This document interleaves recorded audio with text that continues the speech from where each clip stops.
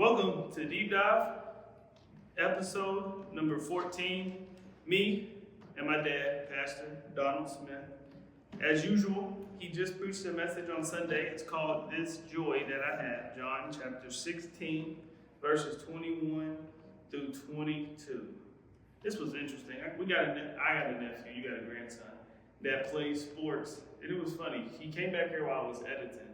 And he said, and he would just happen to walk in when you said, no pain, no gain. Everyone's heard that. And he said, I've never heard that before.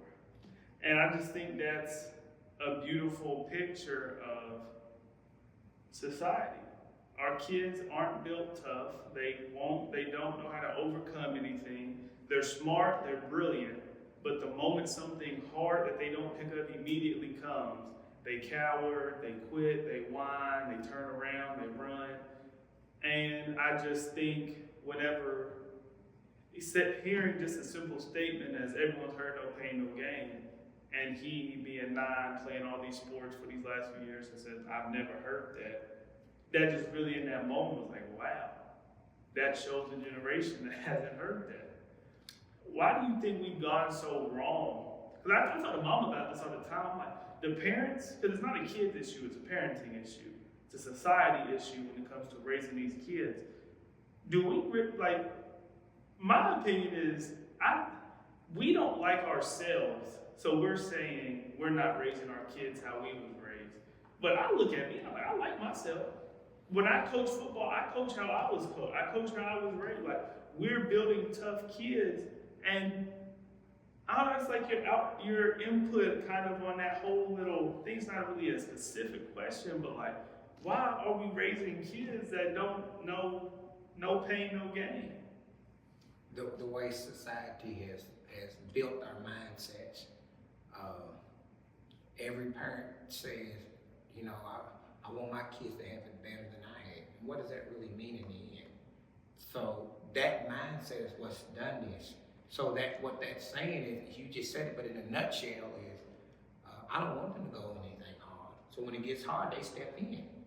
They become the parents that do it all for them. To where we had to learn ourselves and fix it and fight your way through it and work. You have to grind it out, and get on up, boy, and try it again. Or in this one, we might do it 2 or 3 times and say, okay, then I'm just gonna do it and change the goal. Don't make them go that hard. It's just, and it's in all walks. So I don't care if you're the tough project kid or the suburban kid who got everything been given to you. That mindset's the same way now. It's like I've heard people say over the years, you can't tell a project kid and a suburban kid any different now from the way they dress because all of them have it. I grew up and the shoes that I had was my Sunday shoes, my weekday shoes, my everyday shoes. I didn't have it. So now you see kids, and whether they're rich, poor, or indifferent, they got shoes for this, shoes for that, shoes for that. And that's just the mindset that parents say, well, I'm not going to, have them work hard for it. I'm just going to give it to them. And that's what we've created. So now that generation is having kids. And now you're seeing it. You see it all. We can't find coaching in the profession.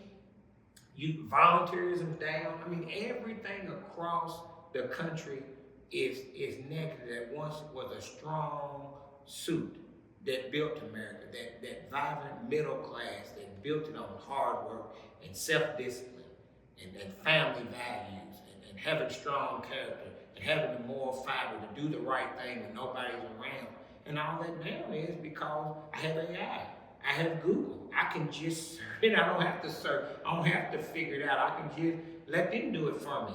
And that's what's created all this. And now at the end, we become a soft nation, a soft people, and not from the standpoint of physicality wanting to fight. Like I said, they're smart, they're brilliant folk, but they don't know how to work things out because somebody's always there working it out for them. Yeah, I know, like something that just, because me, I didn't grow up poor, had everything I wanted, but you still instill that work ethic. Like I just be thinking like just game systems. Yes, you got me all the game systems I wanted, At 8 years old, I was plugging them up, knowing how to put the HDMIs in. Well, we didn't have HDMI, it was the three color, I don't even know what it's called, but the red, yellow, white, having to put, every time I moved it from the office to the living room when I had friends come up, y'all wasn't in there moving it for me. If you're gonna move it, look, this is how you do it, and you moved on. And the thing now, it's as simple as plugging into the wall and plugging an HDMI cord. And kids act like that's rocket, like, come on, just move it for me. I can't. It's like you can't put this into here. And that's just like a simple thing, but it's just like, and we talk, it's shoes. Again, I like shoes growing up. That's kind of like, I've always been a fashion. That's always been something that's important to me. Now I'll give me stuff for my birthday, but the moment I could drive, I got a job at the park because I wanted more shoes than I had. And I would get $200 every weekend, and I run right up to the mall and, well, that's what you want to work for and spend your money on. And it just shows you that if you want this, you're going to have to sit 10 hours a day at a baseball game keeping the score. And then if the shoes are worth that to you, you do that. And then now it's just, we've lost the, I don't want you, don't hear me wrong, we don't want kids to have hard lives just for the sake of having hard lives, but you got to figure stuff out. I can't give you everything, because the scary thing is, and we're getting that generation, the first run of that generation of kid is starting to graduate into society, and you're just really seeing how we really gonna function as a society whenever none of us know the concept of no pain, no gain. We think everything's supposed to just be smooth. I can't fight no adversity. Heck, we can't even talk about real stuff because I don't know what a boy and a girl is anymore. I mean, it's just, you really got to just think about the health of America moving forward, just with all this mess going on. I think you just said it. I mean, it's interesting because this has made the country go back to post 25, 30, 40 years now. And the two things that you're hearing people talk about now, even when you're talking no pain, no gain, the lack of work ethic and the soft skills. And you just, I don't need that anymore. You start to see work ethic and those soft skills of making, yes sir, no sir, being kind. I mean, all the different things of how you address people, how you dress for work. Are you dressing for success? Or, just all that stuff that the mindset and it comes back to the lack of work ethic that has been drilled into the kids. Like you just said, that's a great point. We got you the basic necessities, and every now and then we might get you a couple of wants. But if you really wanted all those wants, then you're gonna work to go get it. And that's kind of the difference. And still we kind of say, no, that's enough, you're not gonna, And I just think parents, for whatever reason, society has turned that and it's gone the other way. I mean, all the way to where now you hear people talking about, man, we gotta instill a work ethic back in these kids. We gotta teach them some soft skills. And that's what the kind of the message was talking about. We just come about like, man, this, even when Jesus was talking about this joy that I had, the world didn't give it. So the world can't take it away. So to understand, no matter what the situation is, no matter what's happened, I still got some joy and peace because I know it's gonna be all right. And that's what you're just saying. That's part of your fiber, your makeup. You don't just fold up like a dish towel and start crying because you can't get the game system. If you really want to learn to play it and move it from room to room, then you're going to pay attention when dad or mom or aunt, uncle or brother or somebody's doing it, you're going to pay attention. But because they're waiting on someone else to do it, and that's really what it is. This is a generation where somebody will do it for me. I just won't do it. And I'll find somebody. If I can't Google it, if I can't get AI, somebody's going to do it for me. Yeah. And that leads us into the meat of what I think our conversation is going to be about. And it's what's trying to take your joy away. So we talked about the no pain, no gain. And I think that's a piece of why some people can never reach joy, because they're running from the stuff that's going to give them the gain. But then there's other avenues that, okay, you've accomplished that. You do have a work ethic, but you're still missing that joy.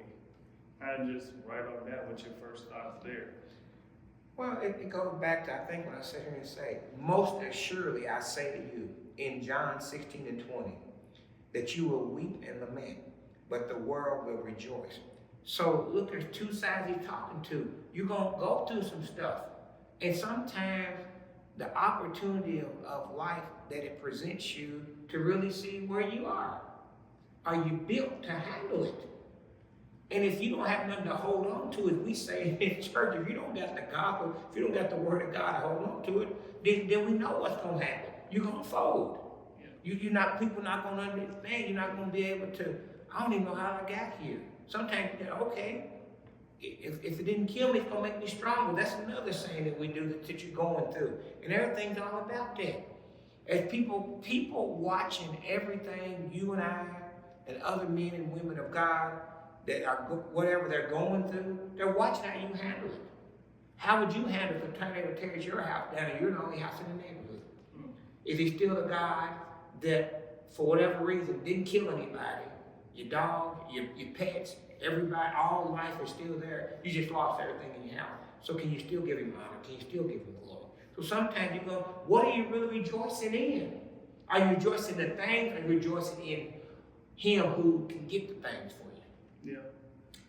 Yeah, I know that's one thing I'm really just personally right now where I'm at. That's one thing I'm really struggling with, because I cannot understand. I'm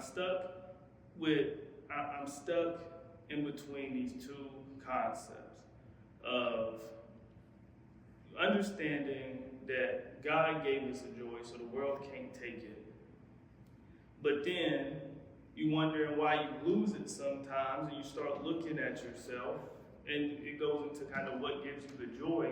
And I just know, like, am I being very specific with where I'm at right now? I believe that God has called us, put a very direct vision in my head to do something.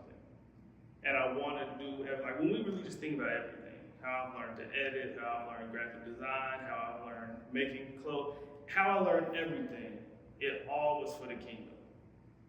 And then turned into a job. I grew a skill set, and a job hired me, so now I get paid to do what I do. But in that same token, because I'm always at a job, I don't have the time to really expand on what I'm trying to, the actual vision that I have. And that takes my joy away.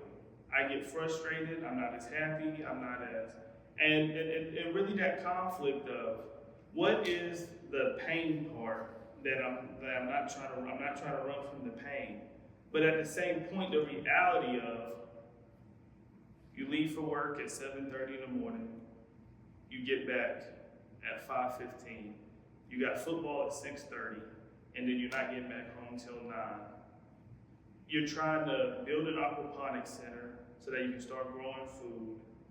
You gotta be like, just being realistic. When is the time? And that's what you know you're passionate about. And it's just that dilemma of, I don't know. So when you ask what's taking my joy away, I can't do what I feel like God's called me to do. But then you feel like it's your responsibility if you just leave and you don't got nothing. But then you got to walk by faith, not by sight. So I mean, you can pick and pull all this stuff, and you just run it in circles, miserable, not really knowing what you're really supposed to do. And you answer your own questions 2 or 3 different times, because that's why it says patience is a virtue. Everything that God has done, you see how people had to be very patient. Look at Noah. We just talked. Look how patient they had to be. That doesn't, I mean, everything. He's not in a hurry. For a day is like 1,000, 1,000 like a day. We want it yesterday. He might not want it for you for a year or 2, because it's his time. Everything's in his timing. We just talked about today in Bible study night. And that's a hard thing to wait on him. You know, and sometimes I know what I want to do. So I've learned, as I've asked you, that I've learned, let me sift it through the Lord. If I had to do all over, I probably wouldn't have taken some of the jobs that I took because I wanted to get there real quick. You know, I thought this was the way to go. This is what I wanted. And I didn't really sift it through the sifter. So for me, the older me telling the younger me, I spend more time on my knees, talk to the Lord. Lord, is this? And then He's going to open up the doors right before your very eyes. Just like this job, the opportunity you're in now, that you weren't looking for it, how it all failed, you were so frustrated that you didn't know how, and bam. So gave you a little bit. Now you're 6 months in or whatever. Then you're looking through, you just seeing. Because that's how He works. Because He's not in a hurry. Because a day is 1,000, thousands a day. So time is irrelevant to Him. The 24 hours in the day is what we talked about. The opportunity and responsibility is everything that you're doing, bringing glory and honor back to Christ. And that's why I trip up sometimes, because my head knowledge and my heart knowledge and my hands all got to be consistent going in the same direction in order for me to be used by God for His kingdom. And man, like you heard me just say, my head, my heart, but my hands, because I want my hands to do this. And God said, no, I want your hands to do this. So that when I do give you what you want, you're going to understand that it all came through me. And boy, it's going to be in my timing. And that is the hardest part, young man, is always waiting on His time versus my time. If there's anything I would tell any Christian, young, medium to old, is that the patience is a virtue. Because we are so impatient and we want it yesterday, we want to get there now. We don't want to wait on God, and that's part. Because in the process, why is it? You just asked another question. Why is it robbing your joy? Okay, you not think that God knows what you want and the hearts and your desires? When I preached a couple weeks ago, He'll give you your desires. So you give them to Him and you talk to Him about it and you pray to Him about it and you really are just really in tune with Him, He'll take all the other stuff off. Because He'll give you peace. He'll give you joy to do what you're doing now, and before you know it, the other opportunity will open up. How do I know that? Because I lived it. It happens. Because it's never, even though I think it's my timing, it's never my timing. It's always His timing. I guess the follow-up question though is, because it's a little different when I'm not looking, can't no one give me the opportunity like this other one has. Like I was working, was looking for another opportunity, was hoping for another opportunity. And like you said, I didn't reach out to them, they just found me, right? Building an aquaponics center, having our credit union, having our school system, it ain't just gonna pop up. Like, that's work we gonna have to do. And it's a message that you preach. What else do we need? What else do we want? It's like the real question that gets down to it is like, how do you know when? Because I can tell you, I can sleep with a good head knowing that God's put this on my heart. There ain't I have so many skills, and I could go to New York and LA, go into the creative spaces, make a boatload of money, and move on. Like I really don't think that's an issue. But that's not what my heart leads me to. I want to help feed people, clothe people, and help sure that they're educated, be able to have housing and all this, actually build communities, things of that nature. It ain't about me. It's about how we can get our people to a better circumstance. So like when I'm hearing you, I got it, but it's like, this stuff has to be built. And I just don't know how just keep kicking the can down the road gets it built. I don't think that, again, when we sat here, look what it said. This is wild. And the woman, when she is in labor, has sorrow because her hour has come. But as soon as she has given birth to the child, she no longer remembers the anguish for the joy that a human being has been born into the world. You keep answering it. You got it. And you heard me say all that Sunday. We try to rush, we try to go short, we want to get here, all that. Yes, you're ready. It's the infrastructure. It's all other people ready. It sounds good. So while you're ready and your mind is going and God's teaching you something else, He's building all the infrastructure around. Jesus was out. We just learned it tonight. Look at the disciples. They always kept asking, why? Why we got to go this way? Why we got to do this? Why? And He's just about, I've told you over and over and over those hidden years. So you think about it again. The book that you brought 30 years of hidden, 3.5 years ago. It's always that anguish. Look, I'm just saying, reading. Man, you look at all the stuff, everything that she might have went through, morning sickness all the time, and then she has a baby, and everything is gone. And I don't even remember how hard that was, how long it took. Man, it's crazy because you finally see it all come together, and it is hard because I'm preaching and teaching it, and sometimes I don't live it myself. That it's His timing. As much as you want it, and there's no doubt that you can be there. But He's saying, yeah, while you're working, I'm getting brother so-and-so, I'm getting brother so-and-so, I'm getting brother so-and-so, I'm getting sister so-and-so, I'm getting some other people ready. So you keep on, and He got you away, and you doing what you're doing, and that's just hard. Because I'm sitting there going, like I said, when He said a certain woman. So it didn't matter. We talked about all how that text was broken down. It is interesting because some people have built that, well, this has got to happen. This has got to be in place. And it got to be this way. It got to be this way. And that's all man-made stuff. And God just saying, no, feed me. And you and your son will never run out. I didn't put it, I said, just feed me. I know that's your last. That's hard. He found her on her way, them saw a tree, we're going to go over here and eat this and land this tree and die. And He said, feed me. So as you're going through, that's what it's talking about. The pain, the suffering, look at all stuff. You're going through it. It's crazy. I'm just sitting there going like, man, because it got me thinking, ooh, that's some good stuff. You thinking like, wow, look, and to use that to labor. Whatever you're going through. So we take that analogy, like what's that? And then you, man, that's, wow, that was, because some people say, man, I had, some women might say, my 9 months was beautiful.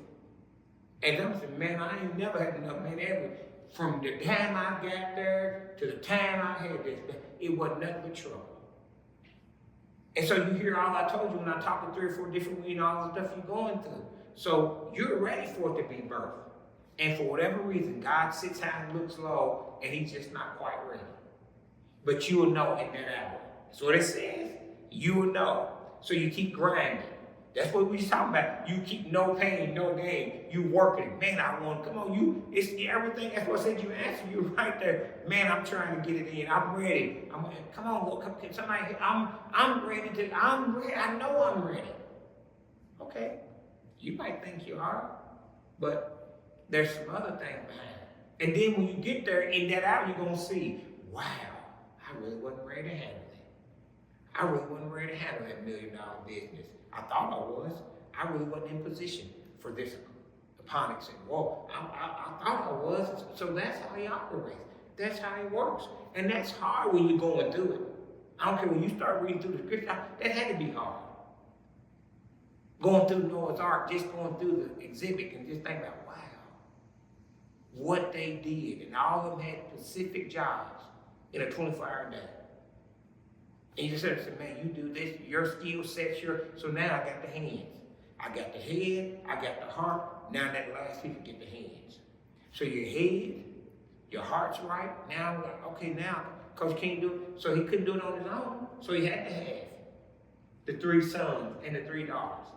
And it's amazing what the animals had to do inside the ark to make the water. You know, it was kind of, I didn't even think about that until you right there, you just seen, but everything had their role. You know, everything had to play the purpose.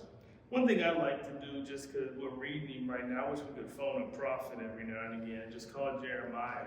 Because, you know, today was just interesting when it said he was going at it for 23 years, and just the worst time of Israel just keep getting further and further away.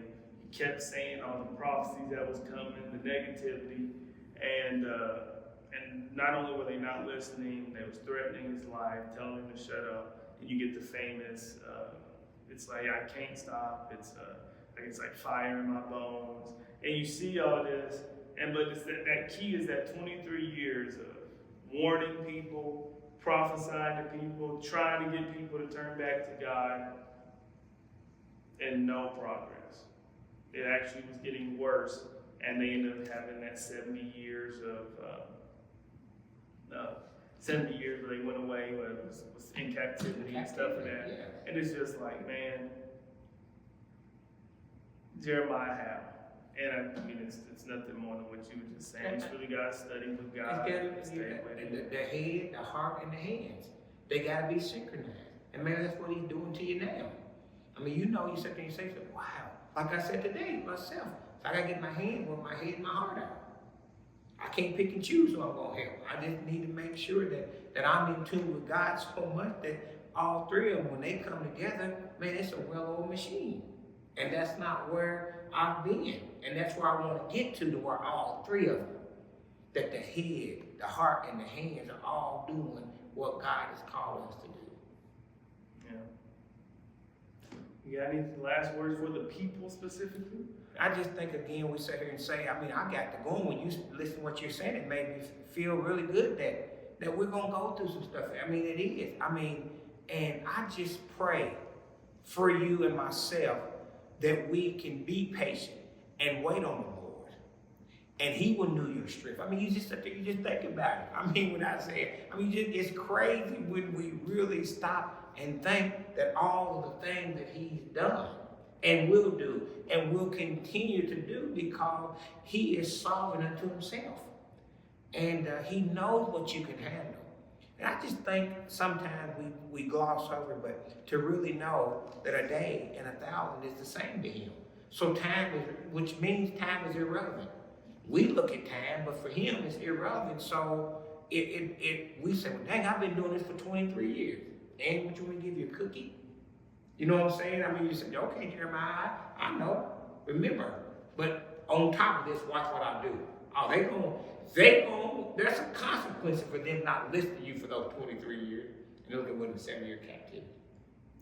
Yeah. And we do know that He brought them out and bundled, but there is some consequences to it. And I just pray for you and everybody else who's listening that we stay so locked in and in tune with God, because ours might be 23 years. And the only way we're going to be able to make it is as you love me, we can't come down. The work's too great. Even when we can't see the process, we know the work is great because it's God's work. So as we end today, this evening, what we started out in Bible study this thing, preparation to serve. Everything is preparation to serve. So why has He still got you in preparation? It's for your vision. Because He's going to bring the people along that's going to help you serve and make this thing happen. That's another episode of Deep Dive. Y'all pray for your boy that I can get my joy back while we're in this preparation. It's been a great episode, and we'll see you Sunday. Love y'all.